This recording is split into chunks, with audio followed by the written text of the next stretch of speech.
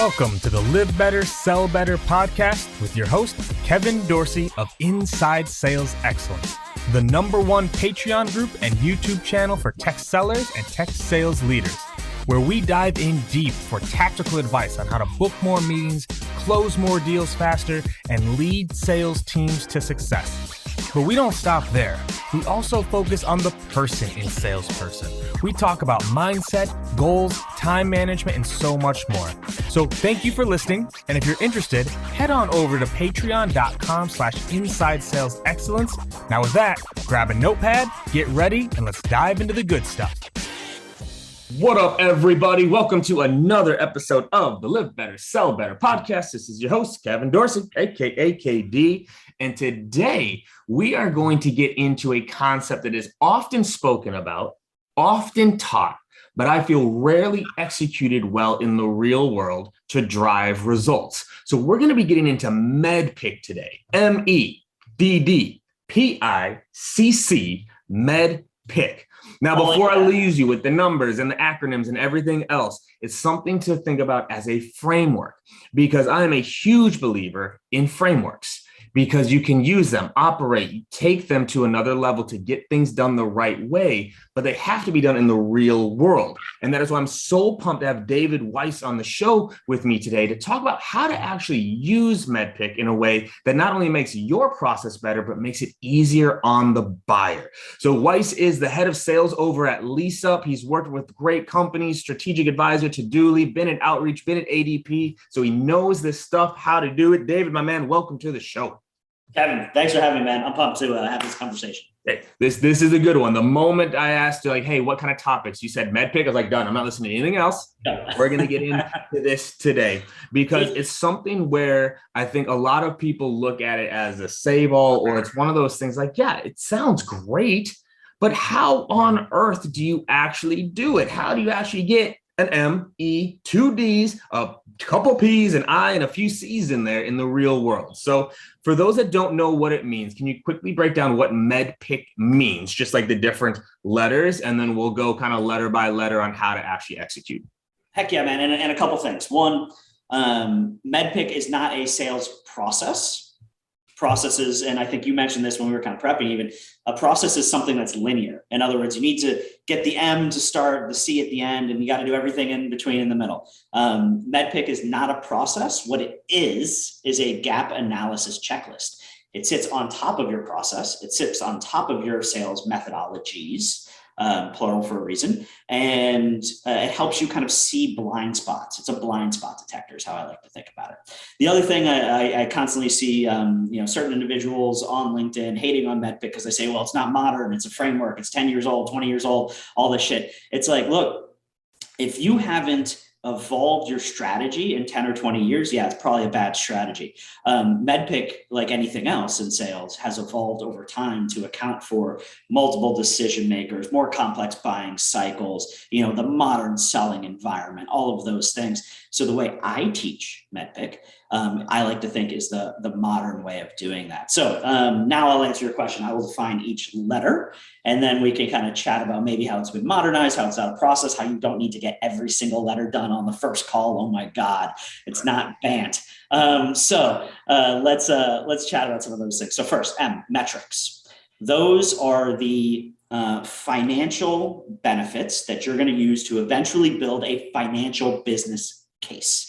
E, economic buyer. That is the person who can create budget for good ideas. This is not your executive sponsor. This is not someone with a C-suite title. This is someone's actually going to sign and, again, create budget.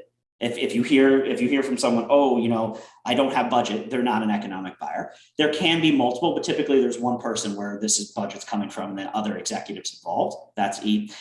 D, decision criteria. That's the wish list. That's like, hey, what are all the things, feature functions? We don't sell feature function, but those are the feature functions in the solution that your customer is looking for, and then you can co-create with them from a scorecard perspective, which we'll dig into. Decision process, the D and the P, decision process, paper process. There is a business process and a legal process. You want to account for both, and we'll dig into those and how they work through mutual action plans together. I is identify pain or implicate pain. That's just making sure you understand the problem you're solving, all the people in the deal, again, modern buyers, 6, 8, 10, 12 decision makers, all the people involved, and all their different, persona-based pain. And then you have the 2 C's. You have your champion, which is different from a coach or an influencer or somebody else. A champion. Champion is defined as someone selling for you when you are not there, that has access to power. And the last C is competition. That is who you're competing with, both status quo, do nothing, 57% of deals, and then your true legit competitors. So that's MEDDPICC broken down. There we go. And so now let's go through it step by step, because I'm glad that you called out that it's not linear, because I'll honest, man, I shared this right before I was recording. I was like, all right, I've got my feelings on this. I was like, does he really want to go with MEDDPICC with me on the call? But when you said that you knew it wasn't linear, I was like, okay, at least I know we can have a conversation. So can you define that just a little bit more? Because what's about to happen is we're about to break down these letters linearly. And I'm afraid that people are going to hear it and go, okay, that's my process. So can you talk about that just a little bit more before we get into the letters?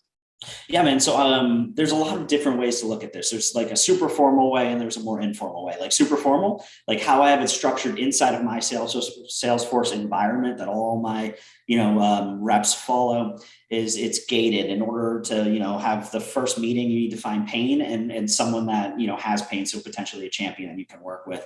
Then you want to progress and you want to start understanding what's their decision criteria and their process. And then you want to make sure as new people come involved, you identify more pain and kind of restart that process. And then as you go through the deal, you want to start building the business case. So like stage 2.5 to stage 3 post demo, business case, all of those things that are wrapping into criteria that are now also wrapping into decision process with a mutual action plan as you get towards stage 3.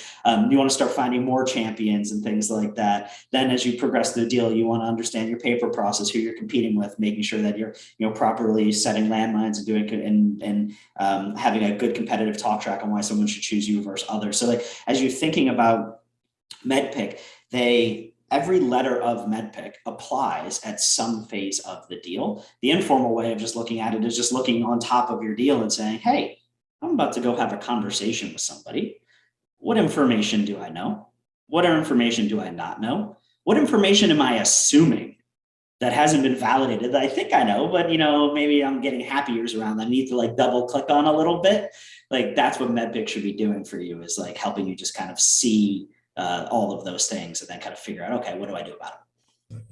And then what are your thoughts on, I guess, how to get ahead of it? So I'm already taking this conversation a different direction, but like, these are the areas I see most companies fail, is like, it feels like it almost is always retro. It's like people are missing it. And then it's like, okay, all right, so David, did you get economic buyer? David, did you get the paper process? And so I was like, oh no. And you have to go back to get it. Like, how have you helped implement it where this is like a proactive guide, not a deal inspection checklist? Yeah, no, great question. So first, MEDDPICC should be for the rep, not the leader. Now, leader. Sorry. Say that again, maybe a little bit closer to the mic. Should we say for the people in the back? MEDDPICC is for the rep, not the leader. It is a great forecasting tool for leadership, but it is for the rep.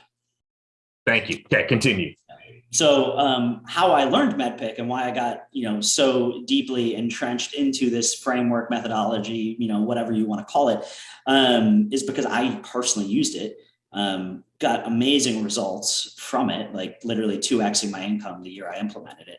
And I was like, oh shit, okay, this is for me. And I've taught it through that lens and evolved it through that lens. But how is it not retroactive? Cool. So you kind of have to think of every conversation that you're going into and you're like, okay, what outcome do I want in that conversation? So like typically my first conversations with people is discovery, but discovery never ends. You're always kind of discovering more, but I'm starting to think through that and like, okay, going to this first conversation, want to have some discovery, who am I meeting with? So, when we talk about MEDDPICC being effectively implemented, you need to kind of have all the building blocks that sit behind MEDDPICC for MEDDPICC to be most effective. So like one of the building blocks, again, proactiveness, discovery. Do you have discovery templates built for each persona that you're speaking to? So when you're going in and you're talking with 3-4 different buyers, you can kind of isolate them, the things they care about, ask the right questions. And then after that meeting, go and look at MEDDPICC and go look at it and say, oh, what did I learn today? Oh, I learned that these people are getting involved in the decision. They kind of want these things live by this timeline. You know, this is kind of their criteria. This is the pain they're trying to solve. Here was 3 of the 6 buyers I know are probably going to be involved. This is what they care about. Okay, so my next meeting, I need to double click on these things, maybe invite these people to those things. I need to so you start kind of playing that game of I'm looking at MEDDPICC before my call. Where are my gaps in my deal? I'm looking at MEDDPICC after my call. What did I close? What's still there? Okay, what do I need to do next time? And it's kind of just evolves. It's a way to see people. Love that. And you said something that I think is also important for leaders to hear. And so I want to double tap on it, right? Is, this is for the rep. Now, if I were to go ping 100 sales reps that orgs are using MEDDPICC or MEDDPICC and ask them, do you believe it's for you? I don't believe 100% of those reps are going to say it's for me. So as a leader, so speaking to the leaders real quick, how do you sell MEDDPICC to your reps in a way that they believe they will benefit? Because I'd be willing to bet if I pulled most reps using MEDDPICC, they don't feel like it benefits them. They feel like it only benefits their boss. So how do you sell that into an org where they go, oh, I want to use this? 3 things. 1, MEDDPICC is a common language. If everybody speaks that language, it will just happen because we're all talking the same way.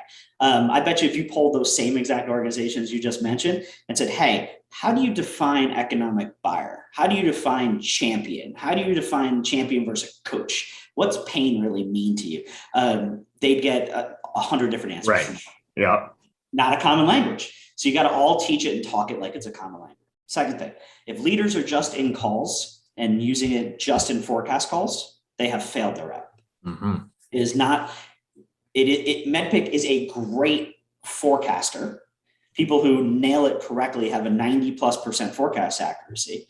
But if all the leader cares about is an accurate forecast, reps are going to feel like you're just using this as a forecast tool. It's not for me. It's just for you. The way it's most successful, common language, used during all phases of both the buyer-seller journey. For internally, do you have a conversation with your folk to say, hey, let's talk about your deal. How's it going? Where do you see us winning? Where do you see maybe some gaps or some us losing? How can I help you to close some of those gaps? It's part of deal strategy. It's part of one-on-ones. It's when your rep comes to you and asks you for advice. You start asking for questions and understanding and double clicking again. But in order to do all that, you have to have a common language with it. It needs to be used everywhere. Yeah. Okay, good. All right. So now let's start to get into it here. So let's break these letters down. And what I'm looking for is the definition, but also how you do it, right? Because it's one thing oh, yep, I got some metrics, Great, right? So let's break this down letter by letter, what it means, right? Which you kind of did already, but more importantly, how to actually do it. Yep. So you're starting with your M. And we should almost pause real quick between each one. I'm thinking because otherwise, man, I'm gonna talk at you for the next 20 minutes. So let's do that. But anyways, so M, metrics. As you're having your conversation with your buyer, or buyers, what you're just trying to do is kind of quantify pain. So I'm having these types of problems. Cool. Well, help me understand those a little bit better. Our solution solves this problem by 20%, this problem by 10%. We improve this by 30%. So, you said these are your 3 problems. This is how our solution impacts those problems. This is how much it typically impacts them by. You look at historical. I've worked with other customers like you, and we've done these types of things. I think you're going to get 20% here, 10%, 30%, whatever. And then that's a metric. Okay. But a metric alone isn't a business case, isn't a reason for someone to make a change. What happens with that metric is, so if I can, increase revenue by 30%, reduce the amount of time you spend on this task by 30%, then you just need to start quantifying that. Well, how much revenue do you make? How much time do you spend? Okay, this equals this. So if we're able to improve this by this, this is your business impact. Is that right? Cool. Well, what other levers can we pull? What other impacts can we have? What other thing? You've got 5 buyers in this conversation. That's you. What about the others and how it helps them? Then how does this tie to broader OKRs or broader business goals that you guys have? You're trying to grow by 5% or grow by 5%. Here's all these people that are now touching your deal. So if we improve these things by this and this by this and this by this and do this and this, what does that happen to this big, corporate initiative? So when you eventually get to an economic buyer, someone who can, make a decision and create budget, and you're having a conversation with that individual and you're like, look, you have business goals that look like this at the C level. You have all these functional folks and all these different business units that help you kind of aggregate all that together to get to that. This is how our solution impacts these groups. This is how much it impacts these groups by. This is now your financial implication for making a change with us. It costs this. This is going to be your ROI. And, now it's a validation exercise. That's metrics done right. What do you do if they don't know the metric? Because I know this gets brought up often, right? Where it's like, selling to, and this is where we get, grief sometimes too. Like, well, selling to sales, all that's easy, right? Revenue, pipeline, meetings, close rate, deal size, whatever. But like, what if they don't know the metric? Like, how do you help guide them in the buying process?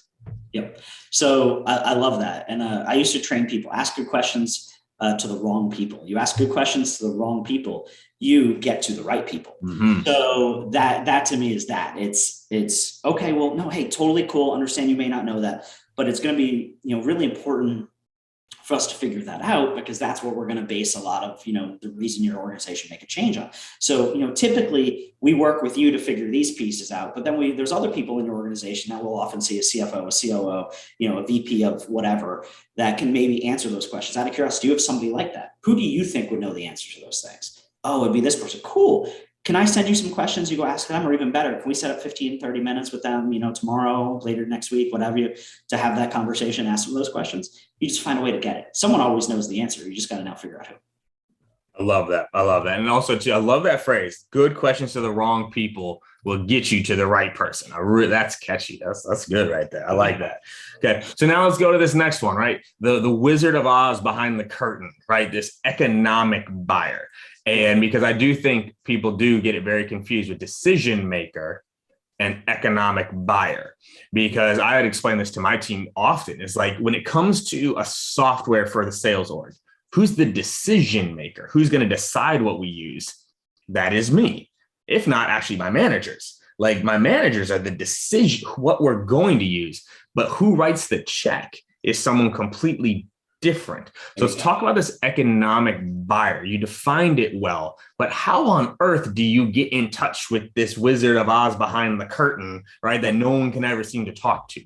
I love that. So there's a couple of places. But one, you're nailing this. So like, this is where people totally mess up MEDDPICC. They think there's one person that makes a decision and they get all mad. No, the modern buyer environment, there's 6, 8, 10 decision makers. It's like, no, there's not 6, 8, 10 decision makers. There's a decision committee. There's a group of individuals that your solution is going to impact. They all have their own like little piece of the pie that they care about. And then there is ultimately this committee that's going to go and make a recommendation to likely one or two, or, a small group of individuals. And then one of those people is often the executive, where the budget comes out of. If it's a sales tool, it's going to come out of sales, marketing tool out of marketing, finance tool out of finance. Like, normally there's one. Sometimes there's split budgets where like, I'm going to impact two parts of the organization. So like, there's two people where money's coming from. That's okay. It happens, but that's normally not the case. But anyways, how do you get to the person behind the curtain? There's some plays I really like to run here. One of them, as you're asking questions throughout your sales process, you're saying, hey, I know all of you are involved, but ultimately, who are you going to bring this to that can say, yes or no, that ultimately the budget's going to come from them? So you're asking those questions. When you also make some assumptions. You have a typical buyer. You have normally, 1, 2, 3 people that are the titles you normally sell to. And as you're going throughout your process, you're asking about those individuals as you've done your research. I see, Sally is your CXO. Is Sally going to make the ultimate decision on this? Or is it, I also see John, or is it John? So you're asking some of those questions. Some of the plays I like to run. One, as you build a financial business case, you, the rep, sends a note to the ultimate person you think you're going to meet with, or that's going to make the decision, and say, hey, this is what I'm seeing. I'm working with all these people. I see this type of ROI, but ultimately this is going to go to you. I'd love to review with you before it does. So we make sure we're on the right track and have your vision in mind for our solution. That's one great one. Another one, have your freaking executive that mirrors that executive pick up the phone and build a relationship. Hey, our team is doing a great job working with your team, but before we ever like to form formal partnerships, we'd love to have a conversation with you. We see this as a great long-term relationship. I normally like to build relationships with my peers. Love to have a conversation with you. Go let that happen. Let executives go talk. So you can do it. You can get shepherded in by the team. You can have your leader do it. I'm a huge fan of creating executive alignment. So that's normally what I'll do there. Yeah, I like that. And I do. The one thing I would call out here is there's buying committees, and you probably know this too, because you have also been a buyer, right? You are the exec. There's buying committees, but I do think more often than not, there is a decision maker. And what I mean by that, right, is like, say it's me, my sales ops, my sales enablement, some managers. They want a tool and I don't. The odds that that's getting through are going to be very slim, right? Now, if there's something I want them all bought in, but there generally is someone where it's like, okay, who's the domino where if they fall, the others will fall around it, right? And it's like identifying that. But I love these questions, and the exec to exec is still just not utilized. Like no. It really isn't. Why? I'll just ask you, like, why don't you think more people do that? Because that is such an easy way to like get that relationship built, but people just don't. Reps are scared. They don't trust their leadership. They're scared to lose control of their deal, lose control of the narrative. Look, if you prep your exec right, your exec's in that role for a reason. Like they've done your job, the job above yours, and the one above yours, and the one above theirs. Like you can trust them to go have another exec conversation. You just need to prep them right. What's the outcome you're looking for? What details you need to share? Things along those lines. Yeah, because what people miss on this exec side of things too is like at the end of the day, for most companies, for the product you're using, there's an exec at your company that uses said product. Oh yeah. That's what they want to hear from, is who uses your product. Most sales reps don't use the product they sell. Whereas if you're selling to HR, get your HR exec to reach out. If you're selling to finance, get your finance exec to reach out, because they're the ones using the product and they can speak to it better than anybody else can because of that use and their execs. So, okay, I like this. So now metric, great. Economic buyer, we're starting to figure this out. We're going through it. Okay, let's talk DC and DP here. So we got decision criteria and decision process. How do we figure those things out? So decision criteria is amazing for inbound leads. If you're getting an inbound, decision criteria should be like, where do you start? What are you looking for in a solution? What's your wish list? How well do we align to it? That should be very early. If you're bringing an idea to someone, which is what a lot of hunters and most of the roles that I've lived are doing, you need to kind of co-create. So this is the idea of creating a scorecard. And I love this. And so many reps don't do this. And again, this is another building block. If you want decision criteria to be successful, you have to have a scorecard because you need a repeatable way to measure against your criteria. So, that often sounds like something like, hey, it's been great working with you. We just kind of showed you all this stuff. Think like post demo, what are the 4, 5, 10 things that I showed you? What's resonating the most? Now that we've framed up the problem you're trying to solve, how do you see our solution solving it? What are those things? And you're kind of writing those things down. And by the way, modern environment, they're going to go talk to competitors. What you're trying to do there is create really tight alignment between the problems they're trying to solve, how they're trying to solve them, how your solution solves them.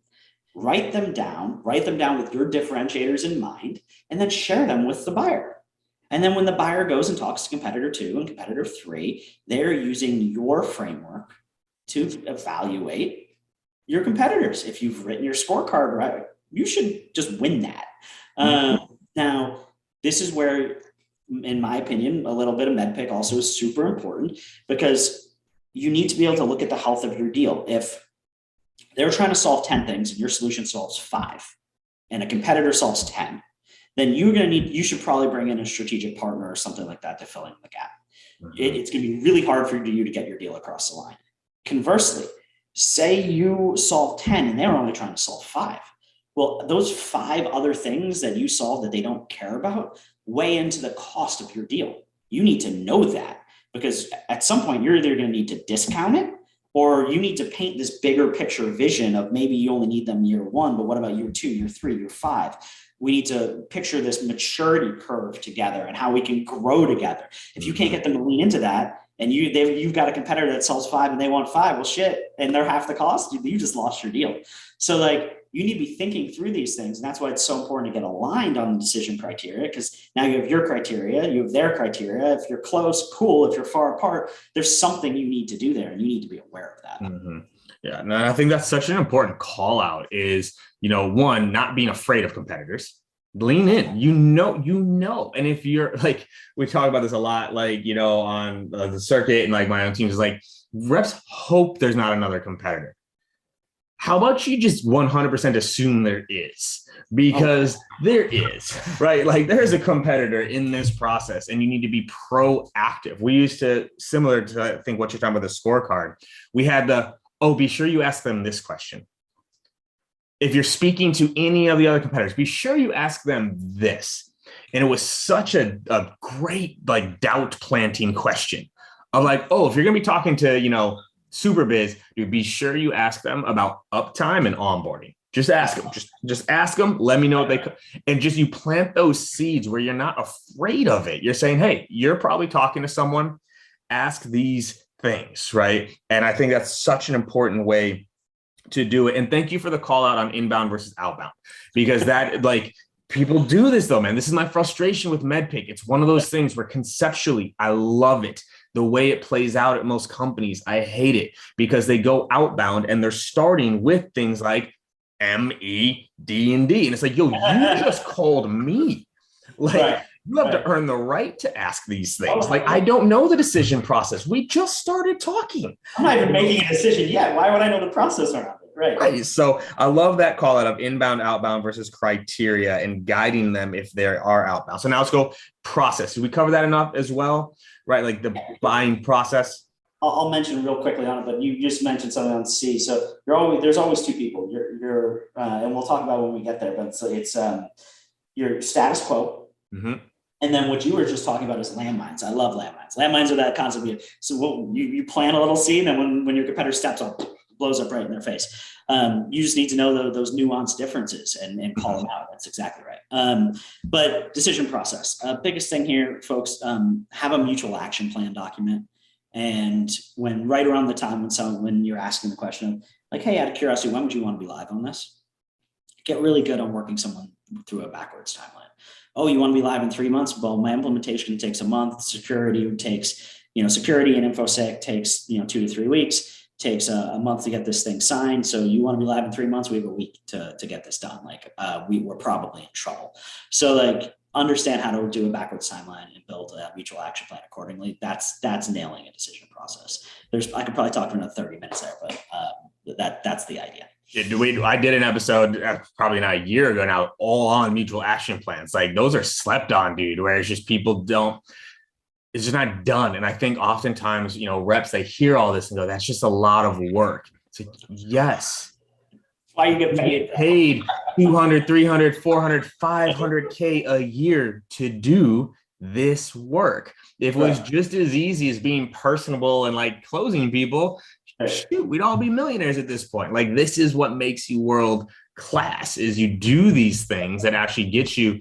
So reps listening and leaders listening, almost all of y'all are literally just one extra deal out of 10 away from adding 100 grand to your paycheck. One more out of 10. That's it. This is the stuff that gets you one more out of 10. Because if you're hovering around that 20-ish, 25% close rate, you're getting the ones that you should. When you get to 30, 40% close rates, you're getting the ones that you helped buy. And that's one extra out of 10 could be adding 100 grand to your income every single year. And it takes this stuff in order to do it. Yep. And also as you work more complex deals, I promise you got to think of the rep you're competing against for that. If they're doing this shit and you're not, watch out. I've often said the difference between the high 6, low 7-figure earners and everybody else is they just do all the things that we talk about. They do. They're not sitting there complaining about a mutual action plan. They know it's going to make them money. They're not sitting there, upset because they have to put notes in Salesforce. They know it's going to help make them money. And so I love this process here. Now, paper process. Let's talk about this a little bit because this is a big one. Sellers, you sell your product every single day, every single month, every single year. Your buyer buys your product maybe one time ever. So this paper process is a place that I think a lot of reps need to invest more time in helping their customers establish. Let's talk paper process here. Yeah, so think mutual action plan for your decision process applied to the legal and procurement side of things. So who's going to be involved? Who's ultimately signing? How busy are they? What priority does this sit? Oh, you've got 10 contracts in front of you right now. Great. So when you normally have 10 contracts in front of you, how long do you think that will take? Okay, well, it's going to take you procurement this amount of time to get to this point, reviewing business commercials. How long is your legal going to take? Oh, legal normally takes this amount of time. Okay, so let's add a week for vacations and nonsense. So we can probably agree that this thing's going to get signed in this amount of time. Yes. Okay. Well, you start then. What are the steps of communication? Who's involved in all of those steps? When are those things going to happen? And then you just essentially create, again, a little bit of a mutual action plan and touch point timelines. And you're seeing if you're tracking or not. And if you're not tracking, then, it's like, okay, well, now who do I need to get involved? So that's really important why you have an executive sponsor. So my executive sponsor can call up these people and push us along if we're starting to stall. This is why you build in give to gets. Okay. If we sign by this date, we're going to give you this, but if not, that goes away. I hate that type of stuff, but it does work. Mm-hmm. You also need to expect that you're going to get squeezed on costs. So there's some things there, never negotiate before you get to procurement. That's if I'm going to make any recommendation to any salespeople out there, if someone says, hey, you guys we want to keep you in the game, but you need to drop your price 20%. And that's mid cycle, you just pause there and say, hey, we're going to get there. We're going to get there. But until I understand holistically every single thing that your procurement legal teams are going to ask for, I can't let's just not do it. Let's focus on us being the right solution for your business. And then let's let them negotiate it. This will save you so much. Anybody who's misquoted by 10 or 20%, inspect all your previous deals. See if you negotiated before you got to procurement. If you did, and you stop that and just wait there, you'll make up the 10 to 20% on your annual quota just by changing that one behavior.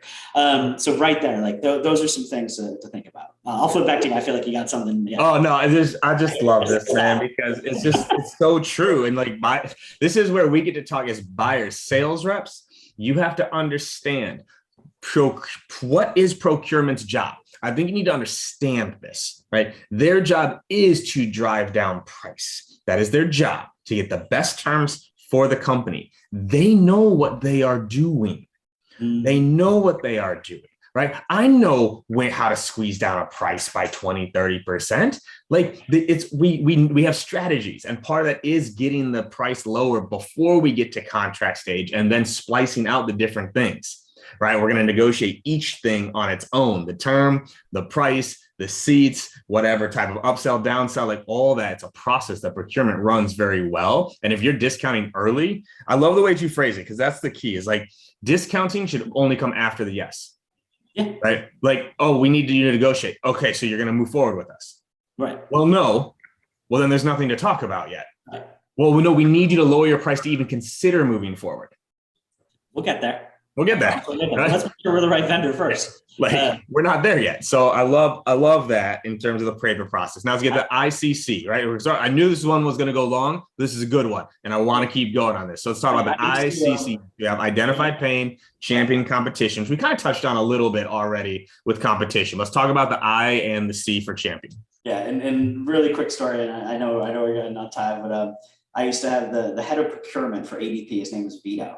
And Vito used to swing a baseball bat around his office in ADP headquarters, New York, and used to and I loved watching this. And he used to say to vendors all the time, "I know you negotiated a deal with my team, but now you're talking to me." Yes.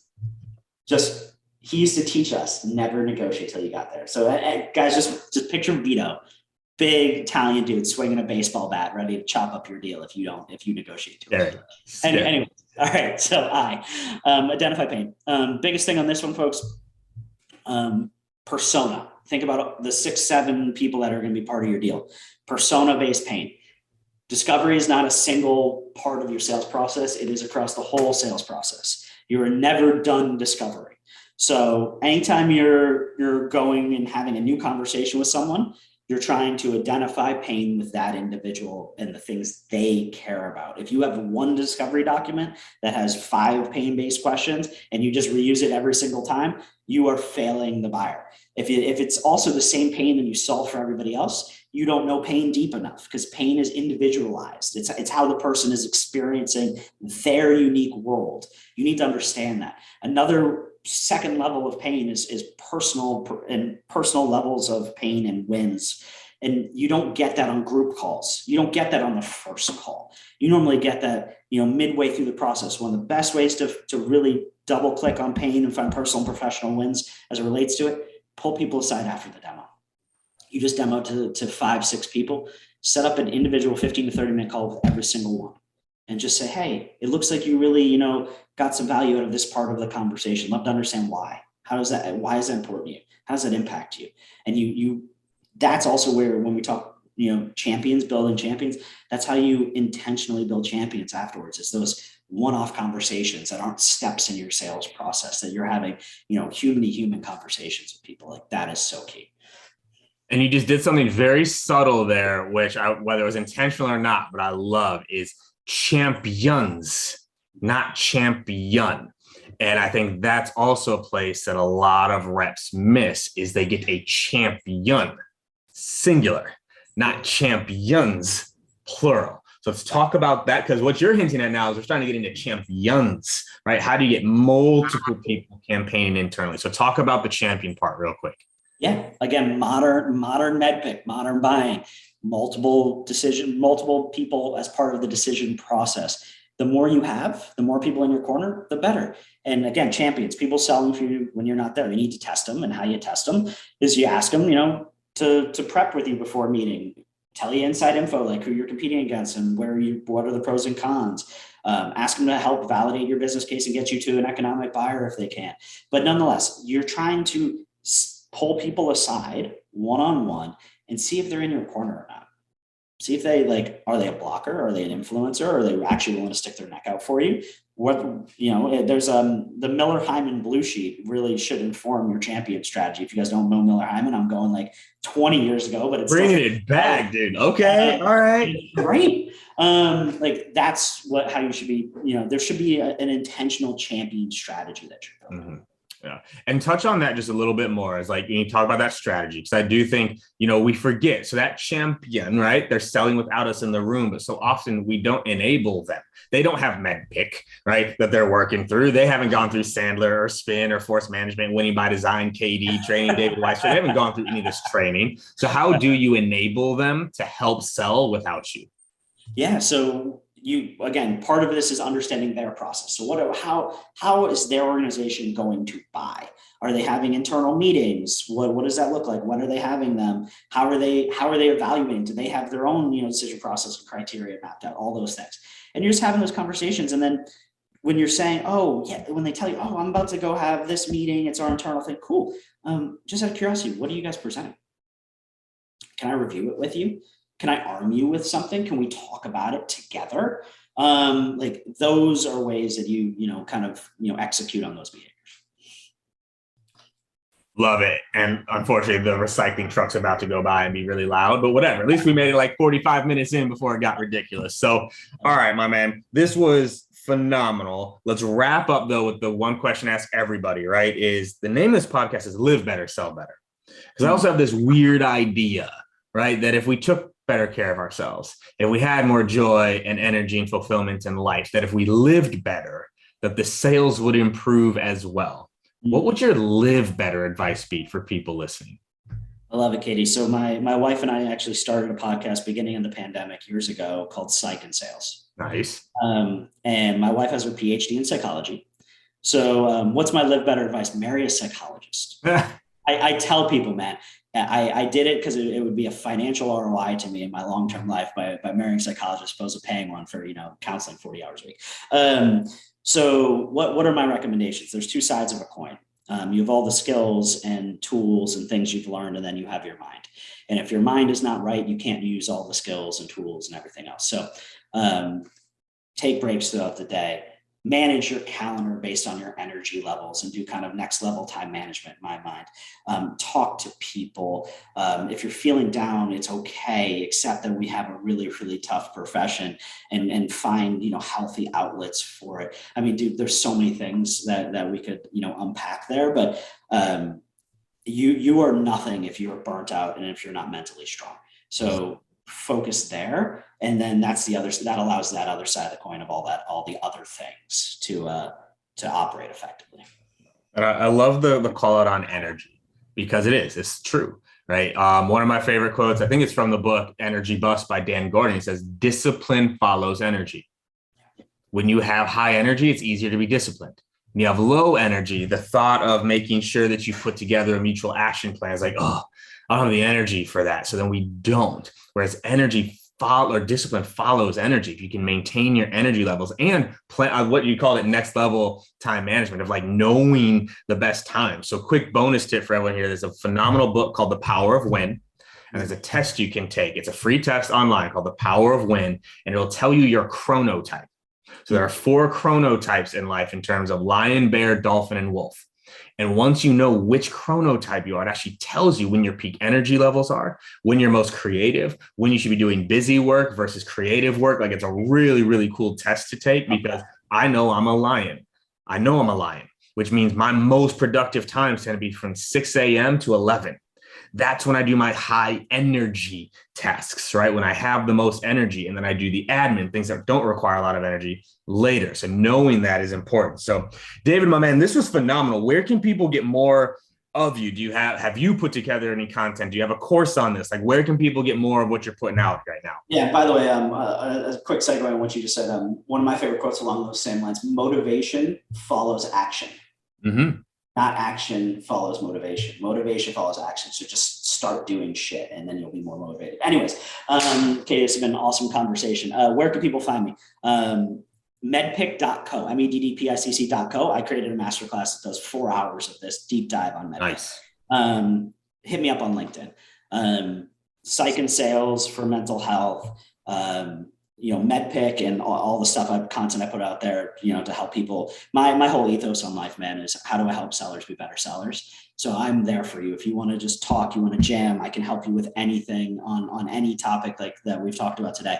Just hit me up on LinkedIn. I'm here for you. I want to help you. I'm a fan of yours in your journey. Just hit me up and put yourself out there, and let me know how I can help.